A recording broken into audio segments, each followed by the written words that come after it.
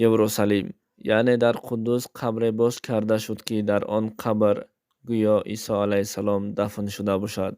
البته ما مسلمان ها می‌دانیم که عیسی علیه السلام زنده هست و نمرده است.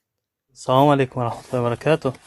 خب برادرها، باری نو پاوچت کردیم ام پلس استحصال ترکیه اصلا برای دوامناک کردن مهلتی هم خوبگی.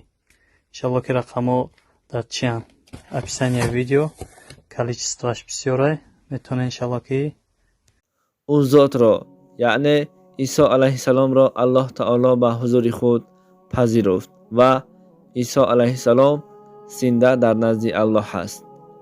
اما در یروشلیم عیسی علیه السلام دفن شده است. گویان قبر را باز کردند. این قبر 1500 سال پیش با صنایع مرمر پوشانیده شده بود.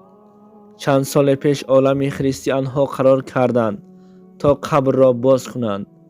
باز کردن قبر آسان نبود، زیرا با سنگ مرمر پوشانده شده بود.